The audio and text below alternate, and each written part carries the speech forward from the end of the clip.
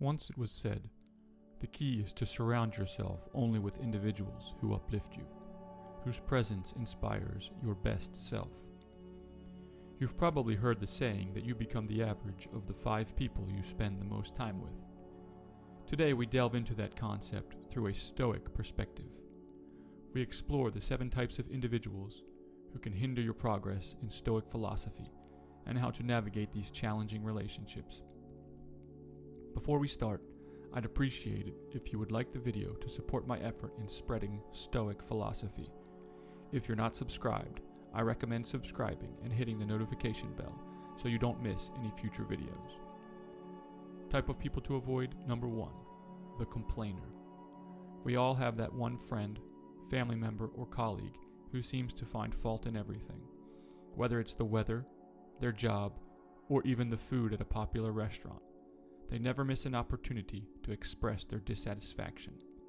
You might wonder, why should this concern me? I can just ignore them.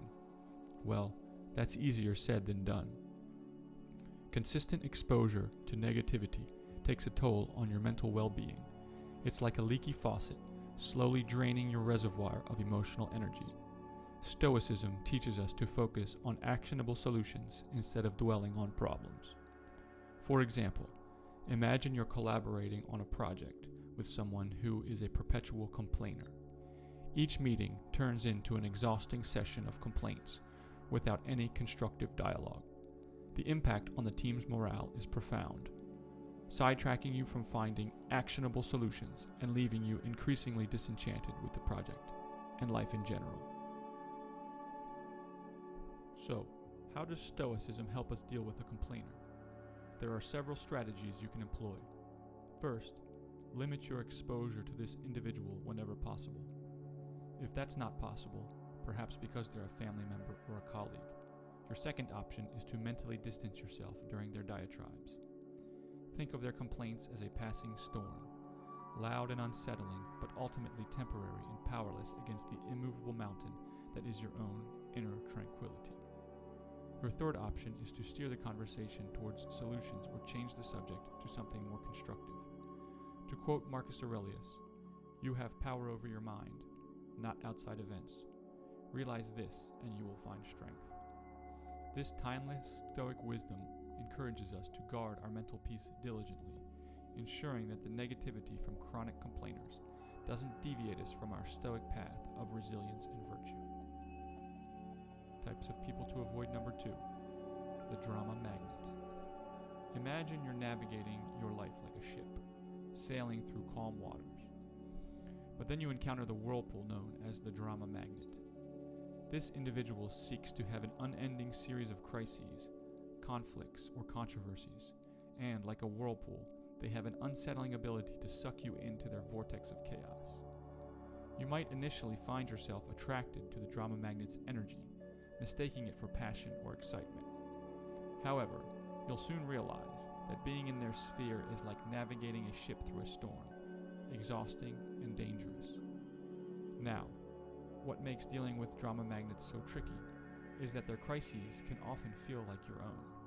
Their chaos is infectious, and you might even find yourself embroiled in conflicts that you had no initial part in. Let's take a practical example. You have a friend who has frequent fallouts with others in your social circle. Today they're not talking to Sarah. Tomorrow it's Tom. Your friend comes to you for advice, but you notice that this cycle never ends. Suddenly, you find yourself also at odds with Sarah or Tom because you tried to intervene. In this case, you could employ a strategy called reflective listening. Instead of offering advice or taking sides, mirror their words back to them. For example, if they say, "I can't believe Sarah said that about me," you could respond with, "So you feel betrayed by Sarah's words." This technique allows you to provide emotional support without getting entangled in the drama yourself. Another approach, and one that might sound counterintuitive, is to become selectively unavailable. Stoicism reminds us to value our time highly, and sometimes that means being unavailable for other people's crises, especially if they're recurring without resolution. Turn off your phone during certain hours. Create focus periods where you concentrate solely on your work or personal development, and let it be known that during these times, you're not to be disturbed. To paraphrase Seneca, true happiness is to enjoy the present without anxious dependence upon the future. This can be particularly helpful when dealing with drama magnets. Instead of anxiously wondering what crisis will happen next, concentrate on the present moment where you have control. Enjoy your life and don't let it be disrupted by someone else's drama. Make it a point to sail your ship calmly, steering clear of whirlpools that threaten your voyage towards personal growth and tranquility. Type of people to avoid: number 3, the naysayer. Picture this.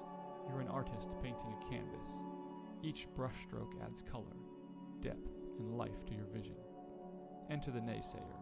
They walk into your studio, glance at your work, and immediately begin to critique it. Are you sure about that color? That doesn't look realistic. You know most artists never make it, they say. Their words, like strokes of gray paint, start to dull your vibrant canvas. This isn't your standard constructive criticism, which can be valuable. Instead, it is a persistent aura of doubt and negativity. For example, let's say you are excited about pursuing a new career path.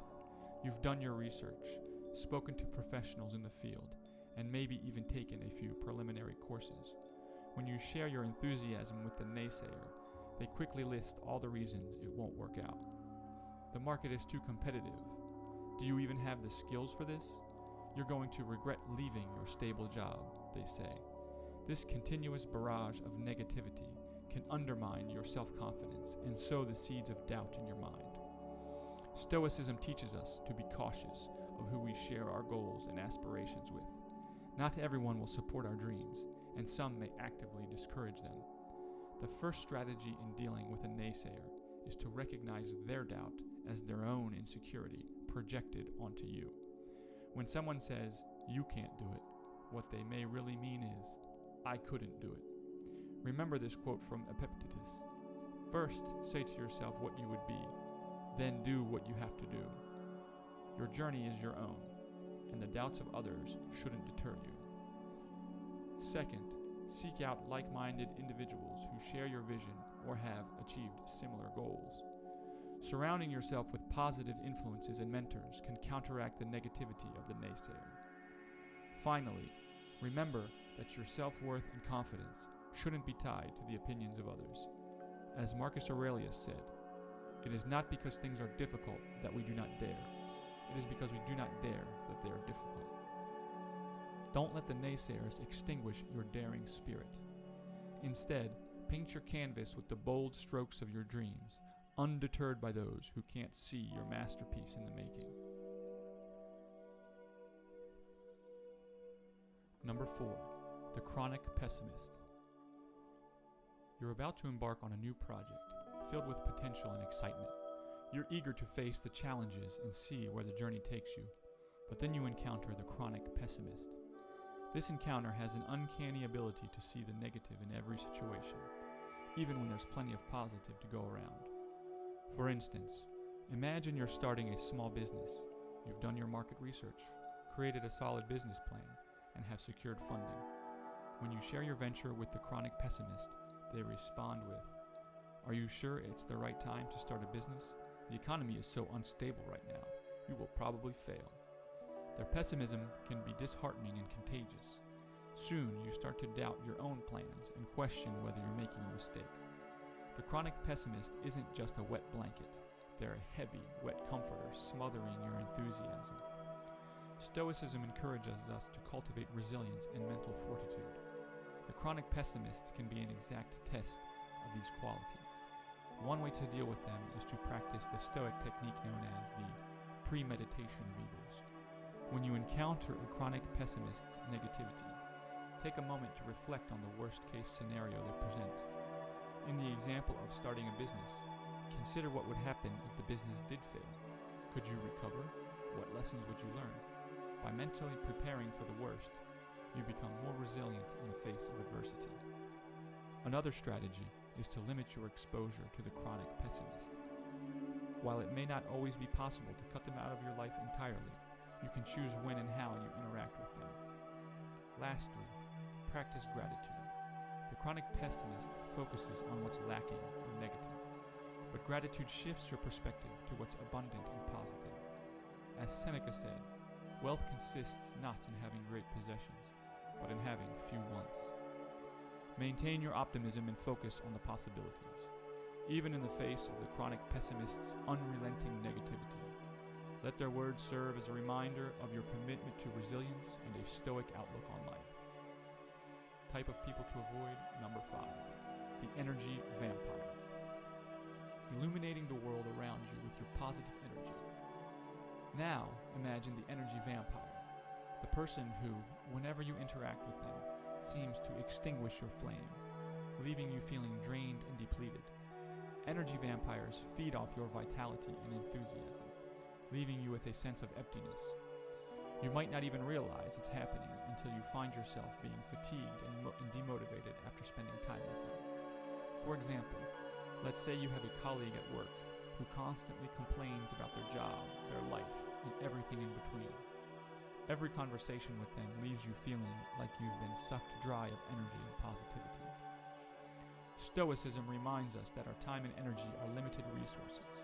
We must use them wisely when dealing with an energy vampire. You have a few options. First, set boundaries. Be clear about how much time and energy you're willing to invest in the relationship. You don't have to be available 24/7 to cater to their demands for attention or emotional support.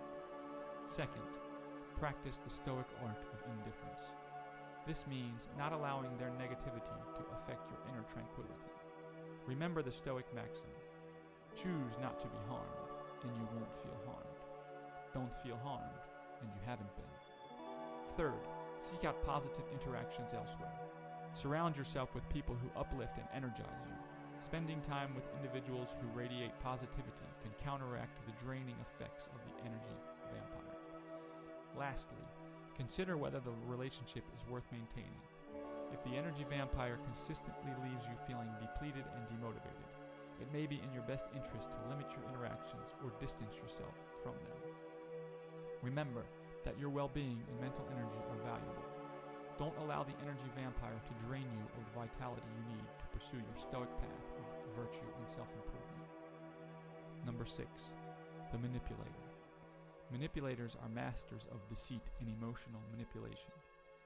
They can be charming and persuasive, making it difficult to discern their true intentions. For instance, imagine you have a colleague who always seems to be asking for favors, and they're exceptionally skilled at making you feel guilty if you refuse. You may find yourself constantly bending over backwards to accommodate their requests, even to the detriment of your own well-being. Stoicism teaches us the importance of maintaining our own virtue and inner tranquility. When dealing with a manipulator, it's crucial to stay grounded in your principles. First, practice discernment. Pay attention to your feelings and instincts. If something feels off or manipulative in your interactions with someone, trust your gut. Second, set clear boundaries. Manipulators thrive on blurred lines and ambiguity. Be firm in communicating your limits and what you're willing to do. Third, remember that you're not responsible for managing the manipulator's emotions or solving their problems. It's not your duty to make their life easier at the expense of your well-being. Lastly, if necessary, distance yourself from the manipulator. Maintaining your own integrity and peace of mind may require creating some physical or emotional space between you and this toxic individual. As Marcus Aurelius advised, the best revenge is not to be like your enemy.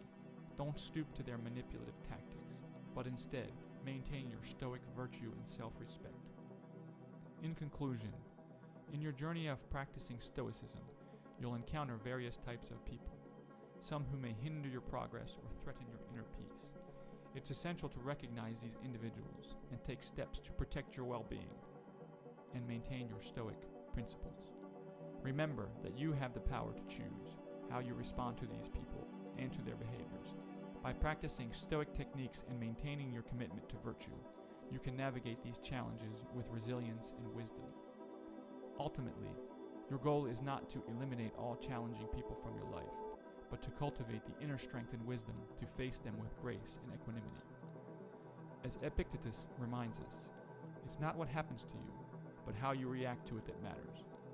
Use these encounters as opportunities to deepen your Stoic practice and strengthen